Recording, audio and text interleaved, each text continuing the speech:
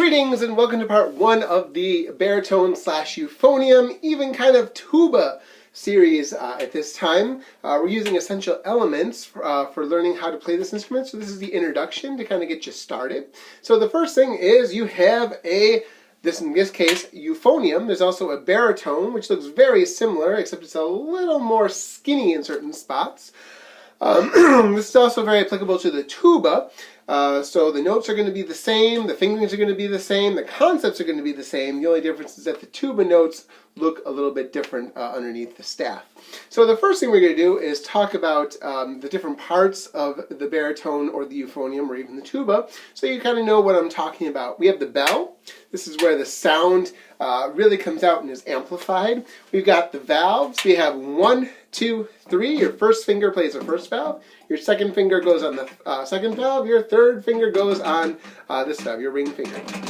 We want to avoid as much as possible using your whole hand or 2 fingers. You want to have each finger have its own key. If you have the same kind I do, your thumb is generally going to go into this little hook. It helps you to hold it. We have a bunch of different slides on the baritone. Lots of tubing on here to change the sound. We also have something called a water key right here. I'll try to hold it up so you can see it. If you have one of these, when you depress it, there's a little hole. And what's going to happen is water is going to come out of here eventually. I call that productivity, because that means you've been playing a lot. So what happens is your warm air is going to interact with the cold metal of your instrument, and then water is going to collect in this little area. Eventually it's going to start gurgling if you don't take care of it. So when you need to, you just press that little button, and it gets all of the water out of there. Now I have this thing I call it my spit ditch. It's just a piece of carpet with a backing on it, and I let my water go all over that. Now the reason I use that is because nobody wants to walk on a wet floor, and in some cases it can ruin some hardwood and such. So you just want to make sure that you have something to put your water on. Your parents might be okay with you just doing it on your bedroom carpet, which is fine. Some people want to use a garbage can, also good, but just kind of realize where you're going to be putting that water. Alrighty. Let's talk about how we're going to sit. We sit feet flat and fanny forward. Okay, we sit up nice and tall when playing instrument. We don't slouchy. If you slouch, you're not going to get your very best tone, and everything is just crumpled. So you want to be able to open up those lungs. We're going to talk about breathing when you're playing an instrument. We use what's called a diving breath. So if you're going to dive into a pool or a large body of water, you fill up really, really a lot so that you can hold your breath and not need air. If you go like this and then you dive, you're going to drown. No, you probably won't drown, but there's going to be a lot less time you can stay underwater for. So that's you want that nice deep diving breath out. Everything is full. Another way you can think of it is a yawn. When you yawn, you breathe a lot of air in, because what happens when you're yawning is your body is forcing you to take a breath, which means there's not enough oxygen in your body, and so your body is saying, I need air, and I need it now. Give me as much air as possible right now. And so you yawn to take all that air in. So that's another way of thinking it. Always nice big breaths. Let's talk about making a sound on your instrument. This is your mouthpiece. So put your lips together and say, Make sure those corners are kind of pasted against your teeth. Try to keep your chin pointy. Nice and strong. And then we make a spitty, farty sound like this. We're not humming. We're not going, and we're not going. That's not going to make a very good sound. Actually, it's not going to make a sound at all. But we get, nice and firm in the corners. Need to have a firm, strong face. No flabby, no. No. Firm. When you do that with the mouthpiece, again, most of it's going to go towards your nose.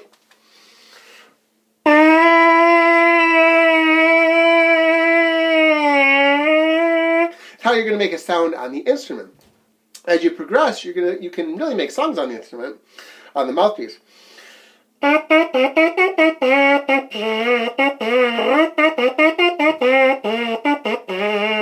By controlling your airstream and how strong you make your embouchure. We call this your face, the way to play an instrument, an embouchure. Now, we're going to put your mouthpiece in your baritone or your euphonium, and we're going to give it a 2-finger twist. Here's what we don't want to do. Okay? Don't pop your mouthpiece. The reason for that is I've seen many kids go like this, they do it really hard, and then all of a sudden they can't get the mouthpiece out. If it ever happens that your mouthpiece gets stuck on your instrument, please do not let your parents take pliers to it and wrench it. Because what's going to happen is these little braces right here are going to break, and it's a costly repair to the repair shop to get that fixed. Okay? I have a special tool, it's a $50 tool that pops mouthpieces off safely. I've popped hundreds of them in my career. So give it to me, or if I'm not your music teacher by any chance, then give it to whoever your teacher is. Okay? They will be able to get that out for you safely. Okay, now we're going to make that sound again. Again, my fingers are going 1, 2, 3, keeping your fingers nice and curved.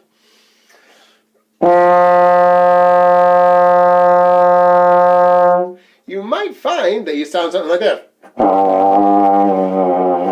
If it sounds like that, you're either not blowing quite hard enough or this is too flabby. That means you need to tense everything up a little bit, nice and strong. Remember that.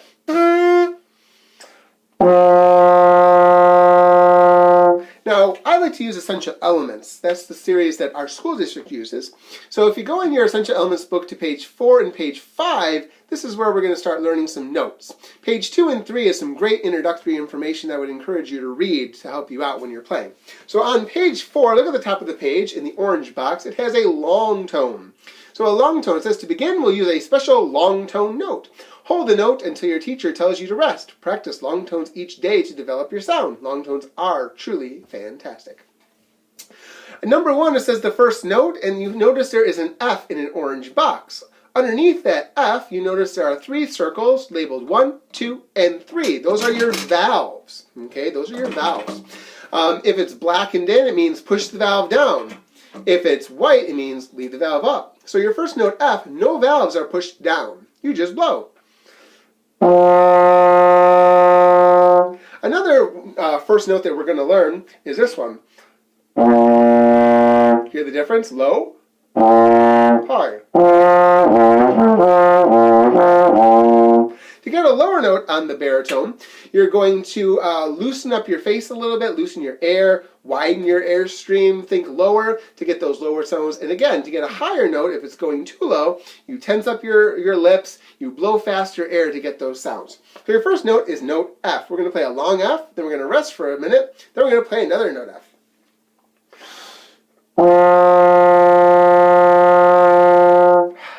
Now another one. Ready, go.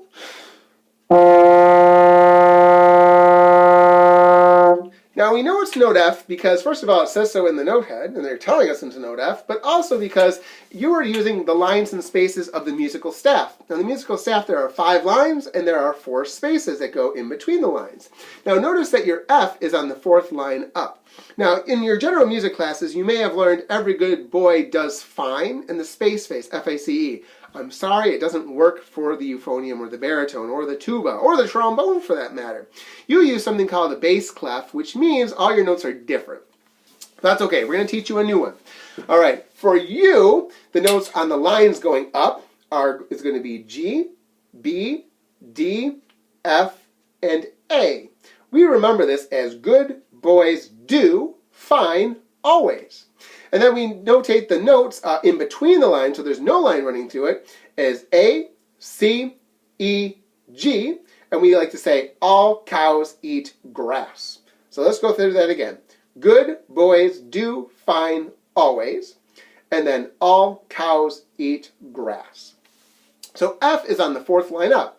Good boys do fine always. That's how we know it's going to be an F. It's going to be important later because eventually you just have to memorize where these are.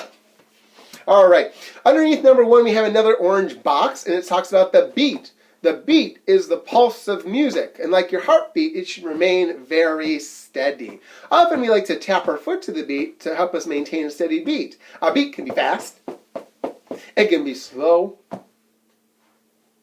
it can be medium, but it's got to be steady. This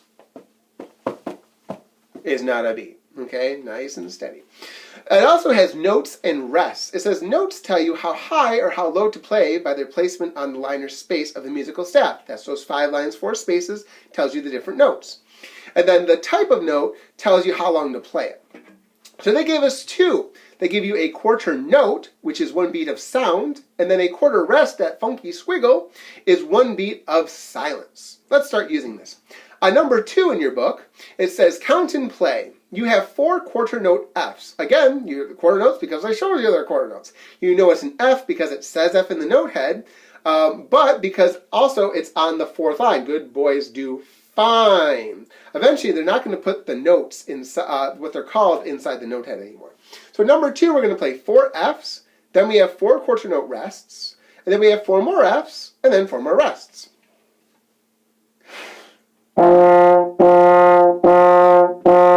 Rest, rest, rest, rest. Rest, rest, rest, rest. Number 3 is a new note, and it's an E flat. You see that little B next to the E? That's a flat symbol. You're going to find different kinds of notes called natural, sharp, and flat. Don't need to know too much about it, except they're different. So an E is going to be different from an E flat. You're just going to learn the E flat for now. You don't get the E natural until like almost the end of the book. All right, so E flat, is the first valve you're pushing down. Okay, notice where it is on the musical staff. It's in between the lines on the 3rd space. So, all cows eat grass. That's how we know that that's going to be an E flat.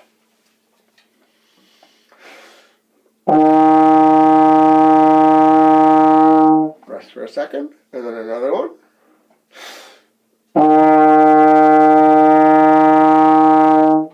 Number 4 is called Two's a Team. You have 4 quarter note E flats, then you have 4 quarter rests, and then you have 4 Fs. 4 E's, 4 rests, 4 Fs, and then 4 rests again. Do number 4. 1, 2, 3, 4. Rest, rest, rest, rest. You can either say rest, rest, rest, rest, or you can count the number of beats in a measure. In this case, you notice how everything is organized in boxes of 4? Did you notice that in number 4, Two's a Team, you have 4 E flats, 4 rests, 4 Fs, 4 more Fs. So often in a rest, we'll count 1, 2, 3, 4 to help us figure out where we are in the music. Number 5 is heading down. We have a D, again, on the 3rd line because good boys do fine hours. Okay, so D is on the middle line. Notice underneath the D, you have 2 circles filled in. 1 and 2 are pushed down.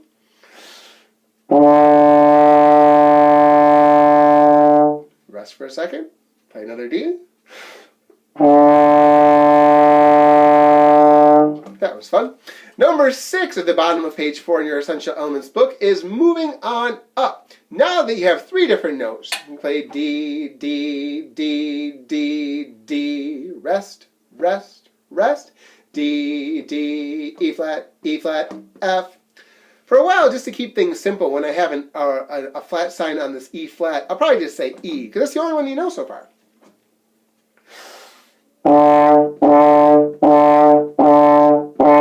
Rest, rest, rest.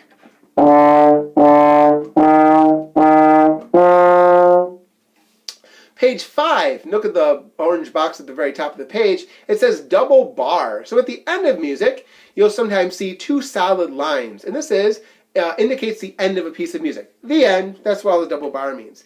Next to the double bar, you notice it says repeat sign. And that looks like a double bar, but there's 2 little dots on there. Notice the difference between the 2. When you see that, that means play it again. It means you're going to play the song again. Look at number 7. We have note C. Note C is valves 1 and 3. Again, use your first finger and your ring finger to play this, and don't use 1 and 2. A lot of kids try to get away with this, but eventually you're not going to be able to play fast enough just using 2 fingers. So this is your C.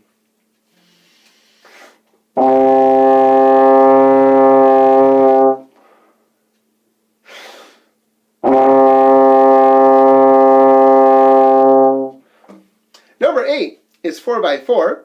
Notice at the end of this one, you have a repeat sign, the 2 bars with the 2 dots. So we're going to play this one twice. 4x4, number 8.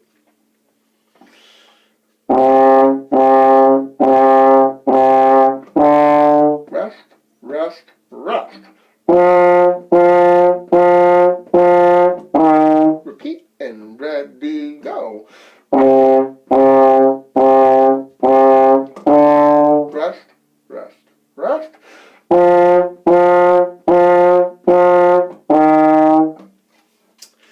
Number 9 is touchdown. You have a B flat. Again, I'll probably just say B to keep things simple, but it's officially B flat, that little B symbol. That's also first position. Remember F was first position? Or first position, no valves. I'm sorry, I did a trombone video before this. So B flat is no valves. We call this open.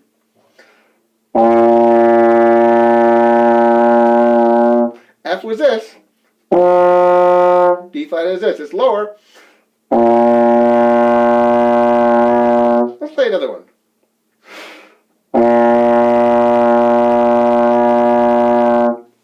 Number 10 is called the Fab 5. Notice that there's also a repeat sign at the end of this one, and it's using B flat, C, D, E flat, and F. All the notes you've learned so far.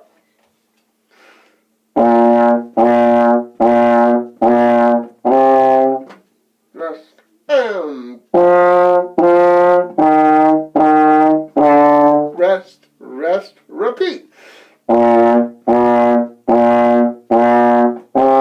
Rest, rest, rest.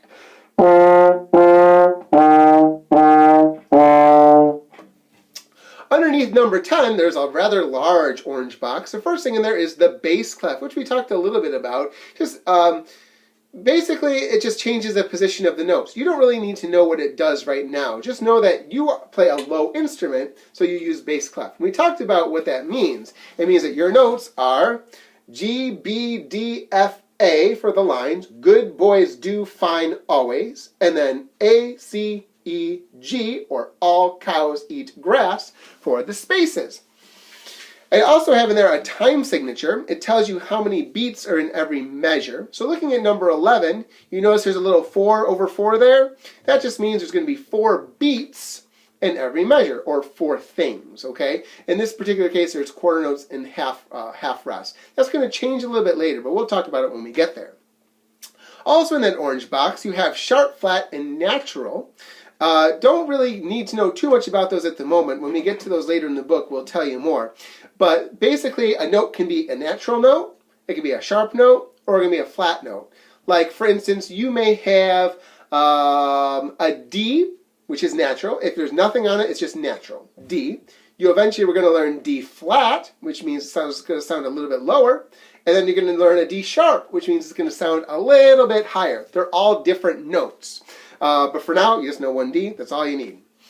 Then there's also a nice chart there about the note names. So if you forget what a note is, you can look at that chart. Look at number 11 on page 5 here. 11, 12, and 13, they don't put what the note is inside the note head anymore. You have to know what the note is by its placement on the musical staff. That's where this comes in very handy. What I often let my students do is let them write the notes in for the first couple pages of the book so they can get some practice and figure it out. Because right now, you're trying to figure out how to play this, how to use this, how to hold this big thing, and then I'm asking you to figure out these notes too, which you've probably never seen before. So it's good to focus on getting that nice sound, that nice cheeks in, the good embouchure, the good diving breath, that fantastic feet flat, fanning forward posture to keep you nice in line there. Focus on getting just a good solid sound on this, and then we can worry about, learning how to read your notes on sight later. Okay, so I would recommend pausing the video if you haven't done so already, writing your notes in for 11, 12, and 13, but then I'm going to go through what those notes are. Okay, here we are.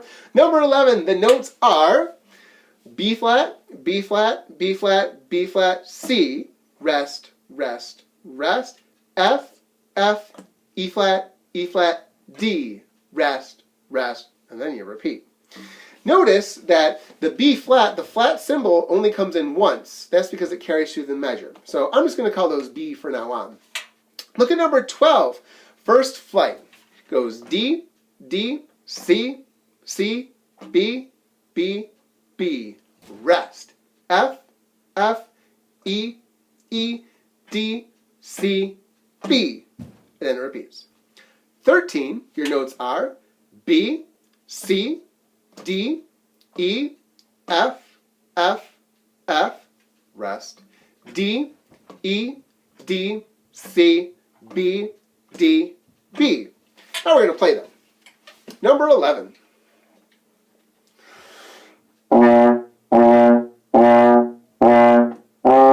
Rest, rest, rest.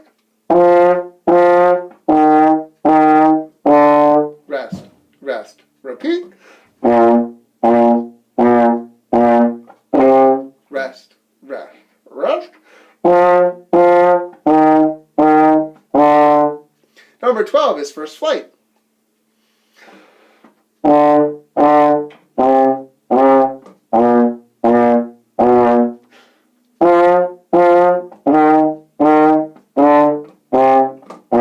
Repeat.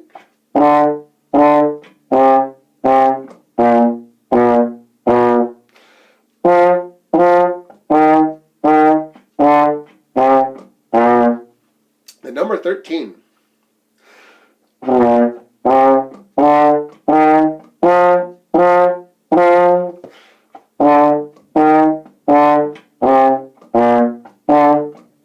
Repeat.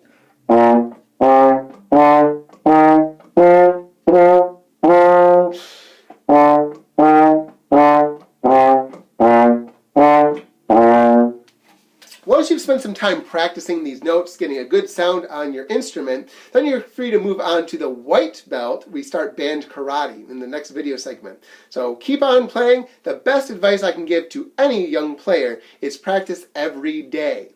20 minutes every day is so much better than, say, 140 minutes one day a week. If you do that, then you're going to get really tired and it's not going to go really well. But just 20 minutes every day is fantastic. Some people say 5 days a week, 20 minutes. That's okay. But I like to have just a specific time every day so that it's not something that you don't have to do some days. And your playing will thank you for it. You will love the instrument as long as you're practicing consistently. The only kids I find that dislike their instrument or are doing a poor job are the kids who are not practicing. I have never seen a student do a bad job who was practicing consistently. And I've never seen a student do a good job who wasn't practicing. So every day, 20 minutes or more, and you will do a great job. I guarantee it. That's all for this one. See you next time.